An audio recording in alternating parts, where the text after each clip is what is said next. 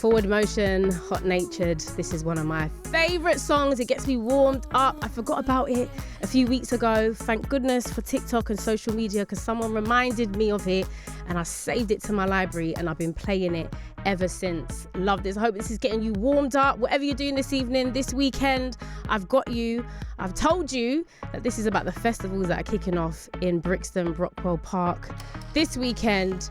And I am joined by someone very special that's actually going to be part of the lineup for Cross the Tracks. One of my favourite festivals. It's all about funk, jazz, soul. It's for the music lovers, people that are going there to discover new artists, see some of the best in the game and really listen to the music. That's why I love it so much. But not only is he stepping onto the stage at City Splash, he's an award-winning music artist. He's an international actor. He's a UK legend when it comes to Black British music. I grew up listening to him. He took a 15-year hiatus from music and then brought us an amazing album last year called Being Poor is Expensive, which we have to click to that because that's poetry. And he's gone on to take home 2 Mobos this year, was nominated for an Ivor Novello and a BET Award. He's in the building with me now. Bashy, AKA Ashley Thomas, how are you? Yes, I'm good. How you doing? I'm good, thank you very much. Good. What do you go by? What do you prefer? Ashley, Mr. Thomas, Bashy? Either. Depends on the situation. Because I didn't even know your name was Ashley for years. I just knew you as Bashy. Swear down. Yeah, I think when you started acting, I was like, oh, Ashley. Okay. Yes. Firstly, I want to say congratulations just for having an amazing year. Thank you. And also an amazing career so far. Thank you. So I want to say congratulations. And I also want to thank you just for the transparency that you've given us throughout your career. Because I feel like we're all rooting for you because we know the journey. So it pays off. So when we see you doing your thing, we're like, listen, yes, he drove buses. He's done this. We remember him from back in the day with Black Boys. So just thank you for that transparency. Thank you. That means a lot to me. I appreciate that. Let's go back to 2007. Yeah. Black Boys. Yeah. That's my earliest memory of coming across Bashy. It was an exciting time in the UK anyway for music. We had the grime scene blowing up, all of that. Your name very much a part of it. And then you released this song that was not only just amazing because it was like, yeah, it's UK, it's us, it sounds like us, it looks like us, but it was inspirational as well. So just tell us about that time in your life when you brought out Black Boys. What was going on? I was 21 years old and I was at home. I lived in Kensal Rise, northwest London Borough of Brent, and I was watching the Mobo Awards actually, and I was like, I was thinking one day I'd like to receive a Mobo nomination or a Mobo Award. And then but there was a lot of crime happening. I mean, there's always crime happening, but it seemed like there was I'm trying to think of the best way to say it. It felt like there was an agenda to me at that time, and it was a lot of finger pointing at a certain demographic, which happened to be the demographic that I was from, and people who looked like me and who I grew up around. And I wanted people to know that there were positive role models and people doing positive things within our community in various spaces. And so I started writing it, and then I put it out, and it had the impacts that it had. And for me, like, the song's bigger than me, really. It's like a song that's taken on a life of its own, and people reach out and talk to me about it on whether that's social media or they see me in the streets or however they can get in touch, and they talk about that song and what it means to them. So I think it's grown past me, and I'm proud of it. It's such a culturally important song in terms of, like, when we speak about UK music, grime, that time especially, because also it was played on MTV Bass, which was a flex. Bass. MTV Bass. Yeah. We would sit there and wait for our favourite songs to come on. That's when we couldn't just stream anything. We had to wait. For the songs to come on. To make it that far is incredible. Yeah. Channel U, MTV Bass, it made the cross. It felt like that, like then that was the crossover, like you'd really achieved something. And at that time I was a bus driver at the same time as well, so the music was on MTV, it was playing on radio, but I was also driving the bus at the same time. So yeah. So tell us about that time as well. Driving a bus, obviously, I mean, acting was still something you wanted to do. That's what you're working on, music as well. But I think anyone can relate when they have a dream and an ambition and maybe it's just not happening at the pace that they wish. You're maybe getting snippets of that success and a taste of like, this is what I want to do. Yeah. And then you got to go to work the next day and then you kind of just got to carry on with it. What actually kept you going? And not in a cliche way of like, oh, what did you think about? But like genuinely, how, like, what was it that you said to yourself? What actually ensured you not to give up? Or even say, actually, this is the best it gets for me? Just a goal. I think just keeping my end goal in mind was to be successful from my passion, right? Something that I love doing. Love making music, loved acting. I was doing acting first and studying theatre. I went to the Brit School for Performing Arts. Just keeping that in the forefront of my mind, really. Did you have moments where you wanted to give up? Yeah, of course. Like, what, in terms of the creative career? Yeah, of course. There was times where when I wanted to give up, but I remember one of my cousins. Yeah, he said to me, I was thinking of packing it in. And he said, "Well, what else are you gonna do?" And then I was thinking, and I thought about it. Like, actually, I don't want to do anything else. That is what I want to do. Yeah. So I just need to, focus on that and really put my all in, but also be able to support myself financially. So. Yeah, so I was a postman first. I think I've said that a few times in different spaces, but also I was a bus driver as well. But for me, maybe at the time, I might have felt a little bit of a weight at the time, but that's why I'm telling people my journey now, because it doesn't matter. When you've reached your end goal, none of it matters. People would laugh or say whatever they're saying, but doesn't matter in the end of the day, and it just adds to the journey. But for me, that's why when I won the first mobile award, that's what I was saying. Like, I want a shift in our culture and in our community, that it's okay to hold down a job, just in life anyway, or hold down a job and you've got another vocation in your mind or another goal or a passion. Like, yeah, it's okay to work, and for people to not feel a way about that or feel embarrassed about that you have to, okay, you're a singer or you're a painter or you're a producer, a dancer, an actor, whatever, and you have to hold down whatever, a retail job, or you have to work in a bar or a restaurant or do a plumbing job, on whatever it is, that there's no shame in that. And then on the other side of that, like, people looking at that, to not judge or ridicule that on the other side. So that's my hope in it. That's my contribution. And that's why when I had that platform at that moment in that time, when I was winning in a big moment for myself and just in music, in the industry, I won one of the biggest awards, or the biggest award you can win on that night. I won Album of the Year, and I was saying it in those moments. And then I won Best Hip Hop Act. Best Hip Hop Act. And I'm saying it in that moment, in the highest moment, because I want people to feel that way for real. It's not like I'm just saying. No, I want that shift to happen, because it's okay. It's okay. It definitely is. And you actually inspired my younger brother, who is a bus driver, works in there, but he doesn't want to. Like, he's not trying to be a musician or anything like that. But one day he was coming home and his morale was quite low. Yeah. And I was like, what's going on? And he was like, it's just the kind of same, doing the same thing every day. And I said, you know what? Because he's a lot younger. I said, there's an artist called Bashy who's doing amazing now. And he was a bus driver. He's just released an album. And he talks about this, going Mill Hill and back, going mad. I said that to my brother, no word and a lie. He handed in his resignation same week. Yeah. But he took the leap because he wanted to get more into engineering. Okay. So he took that as like, do you know what? Cool, I've done this. He still loves working with like buses and cars and stuff like that. But it gave him that leap to just start working in the garage. And now he's back at the same company, but in a different role. But I'm not going to lie, I was scared when he said that. I said, hey, look after yourself. A stable job nowadays is nice to have. Yeah. But like, genuinely, like, you're inspiring people, not just about the creative world, but even just knowing when to move on. Because I think you've said it in an interview before that you just knew, okay, now it's time to switch up the gears. Yeah. And it's fine. And I think just supporting yourself in that legal way, if you can, then, you can maneuver in a certain way. You can get your credit rating up. Like, all these things are important for like flourishing just in your life. Definitely.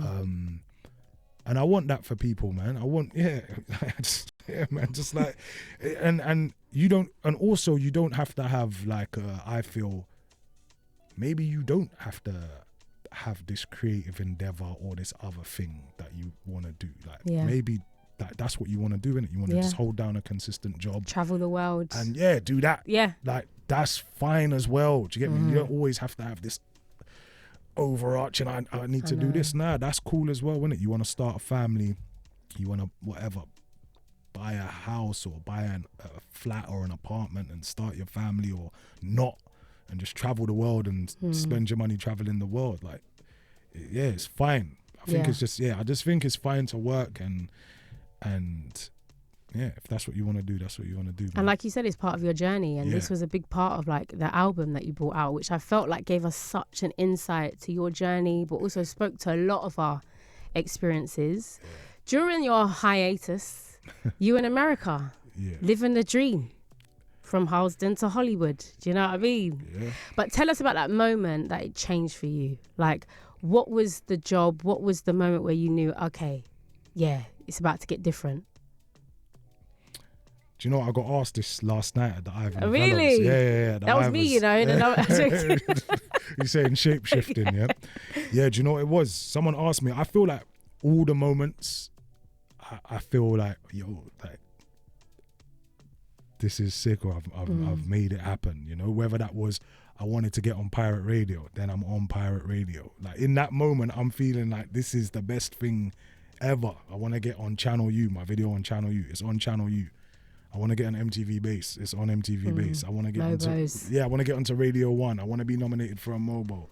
I would love to be nominated for Independent Spirit, or any of the moments that's happened for me. Like, in that moment, I'm just like, wow, this is incredible. But I think you're saying at a moment maybe where it felt like maybe my life was changing. So like, you didn't have to drive the buses anymore. You're moving to America, because your first job was with HBO, right, in America? Yes, research. Come on. I've been watching all the interviews. Yes. You know what I mean? I need to know my stuff. So tell us about that moment. Were you a bit hesitant? Because sometimes we want something so badly that when it starts to happen, there's like resistance that starts to come up. Like, maybe we're thinking, no, it's not really happening.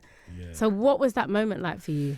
Yeah, do you know what? I was at home and I was watching The Wire, and The Wire is an HBO production, and then my agent called, and it, like, on HBO it goes like there's this sound. So I paused it, and then my agent called, and she was like, you got the HBO job. And I, like, in that moment, wow, synchronicities. Yeah, in that moment, and it sounds like you're making it up, but this like really happened. So it's like, man, I just hung up the phone, and I was down to my lot. I remember I was down. I was low. I didn't have much dough. I was down, and I was gonna spend my last money on a US visa, like getting a lawyer and getting a US visa. And then she was like, "Don't worry about it. HBO said they'll pay for it." And so I didn't need that, and that little bit of money kept me going. Like, I had that, and because you have to do the job before you get paid as well, right? So I was still out there shooting, not having those finances, right? I'm in this fancy hotel, but I can't afford the room service. You get what I'm saying? So I'm going up the street to like this bodega, and I'm getting food from there, or I'm taking home food from the set and then eating that. So then, but I knew once I got that, I felt like I was on my way. And then after that, I went to LA,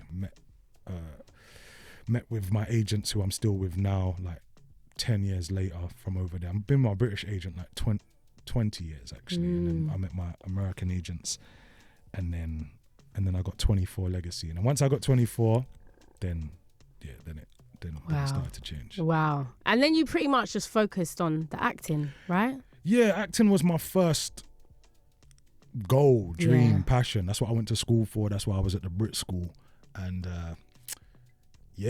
so I just decided to focus on that. I always said when I was 30 years old, I was going to go to America. So that's what I did. And you seem to be doing everything that you said you were going to do. Yeah. No, God and the universe has blessed me, man. You know, I'm very lucky, fortunate that I've been able to roll out like that in that way. So, and hard work as well, you know. I can't even discount the hard work that I've been putting in to get there. But yeah, I tried to make promises to myself. And so I said, right, when I'm 30, it doesn't matter what's going on, I'm going there. I landed in LA on my 30th birthday. And I tried to have that ethos in life, you know, just whatever I'm doing, whether I'm on, I don't know, the treadmill, and I'm in the gym, and I say, right, I'm going to do whatever. Like, I'm going to get to the end. And like, I am mash up sometimes, but I've said I'm committing to these reps.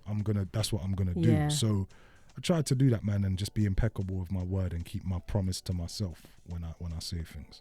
And it's showing with the music as well, because you took a break, right? And acting, I think, is an incredible skill anyway. It requires so much of like exploring yourself. It's almost like it's therapeutic in a way, understanding humans, yourself. I bet there's so much you have to explore in terms of your past experiences when you're looking at a character role, for instance.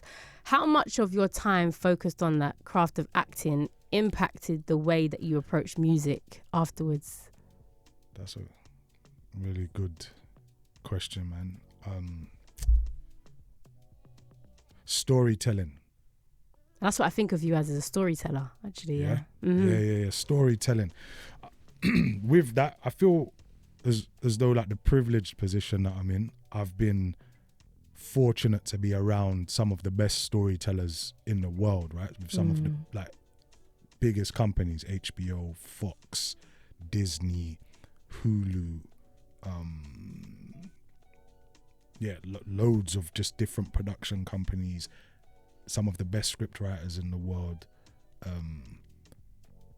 And so I think by osmosis and being around it, I'm learning. Like I worked with Steve Zalian on The Night of HBO, and he wrote Schindler's List. So it's just like, that's one of the best films ever, right? So I'm just around that type of person and type of creative. And so, yeah, I just think if you're open to it, you can, learn. And so I think I've been learning how to tell stories in my own way from my experience and from people around me's experiences. And so I'm able to put that into the storytelling as well. Yeah. So I'm learning all the time, trying to be a sponge and just learn. I think it has helped the Definitely. music. Yeah. I think even just the first track, London Borough of Brent, the soundscape, hearing the overground, which I hear every day. But even that, again, it just adds to the atmosphere. It makes it like 4D, like listening to it. Also, your album for me very much speaks to home as well. It's about home, it's about your upbringing, about your culture. Did you write it in America though? I wrote a lot of it in America, Right. And how was that for you?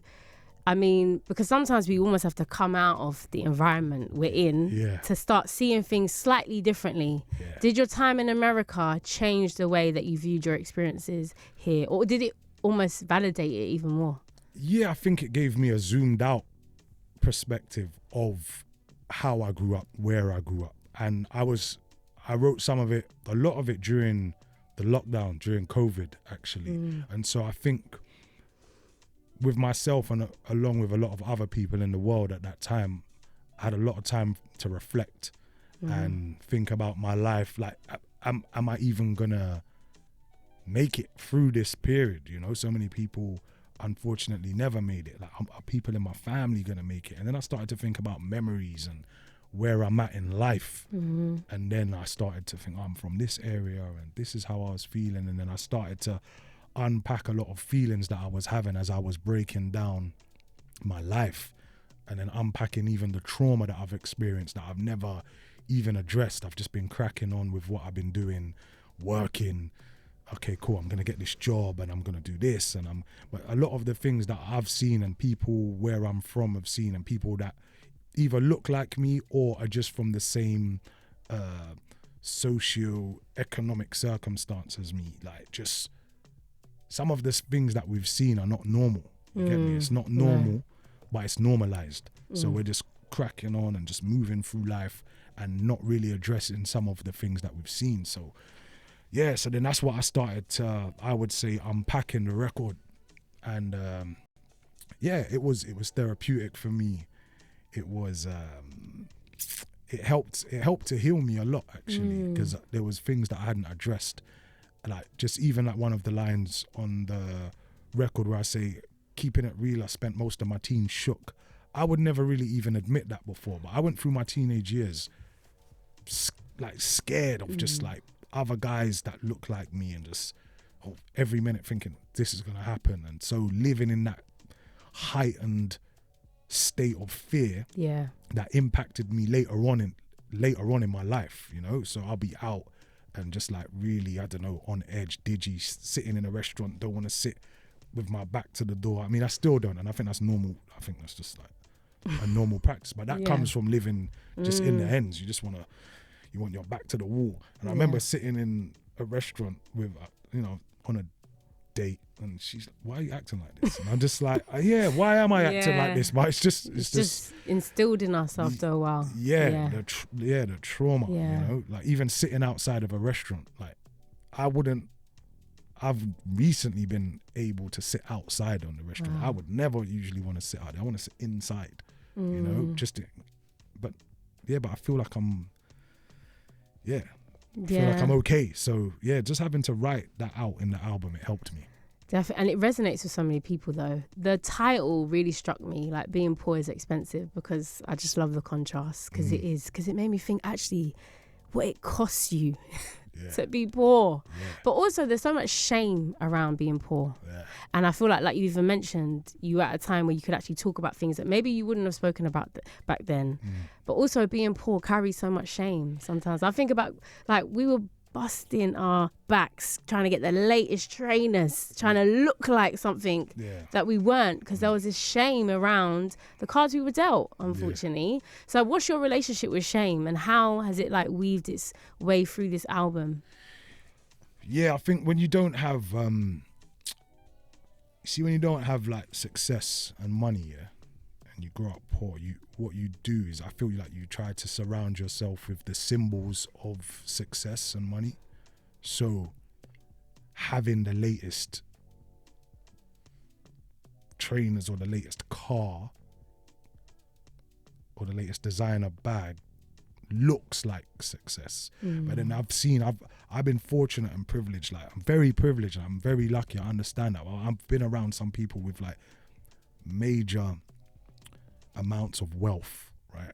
And of course they're enjoying the finer things, but a lot of times they're just like very plain and simple and not putting their finances on that thing. Or if they are, like, they could literally buy it 100 times over, you know, or they might have even got it free. And that's the other thing, like, you're looking at certain you know, like the way the world is it's interesting, right? Because even you might be looking at people online, like whoever that is, your favorite artist, your favorite actor, favorite influencer, whoever that is, and kind of people are breaking their back to get what they've got, but they probably got it for free. You know, and then you're spending your hard-earned money, and they've got money and they're not buying it. So it's just about, this is very different to your question about shame. I'm sorry. No, but it's even just like understanding. But understanding the mechanics of it.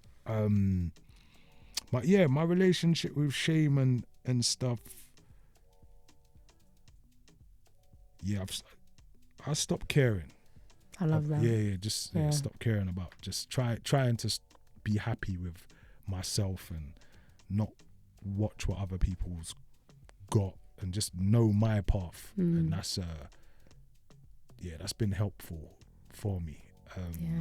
But yes, it's not easy. But even just little things like one of my friends,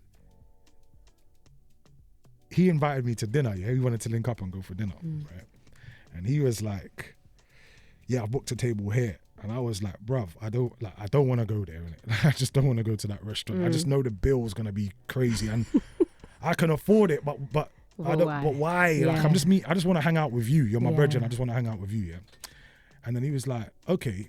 And then I was like, so I found another restaurant. I booked here. Then when we got there, and we ate, he was like, oh, the food's nice and that. And then he said, I just want to thank you for like making us go somewhere that was less. He was like, because actually I didn't want to go here, but I thought you would want to go there. Yeah. And it's like, yeah, he didn't really want to spend the money. And he said that he finds that he keeps on doing that, just going out with people and going to especially in the music industry, everyone's, I guess, putting on this like kind of facade, you know, but I just wanted his company. You get me? So yeah, let's just eat somewhere normal. And again, with the transparency. Yeah, like he was like, Rod, he was like, Rod, you know what? Like, he was quite like taken back by that, you know? Yeah. Just like, I guess, look, man, I feel good, man. I've been very fortunate and I'm having a lot of luck and goodwill on my journey. So yeah, I can afford to eat there, but why? Yeah, exactly.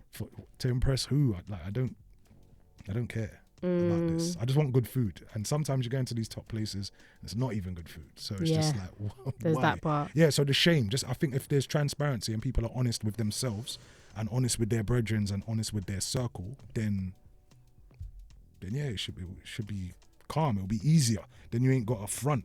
Exactly. You know what I mean? Spending whatever you spent and you're vexed about it. Why? Yeah.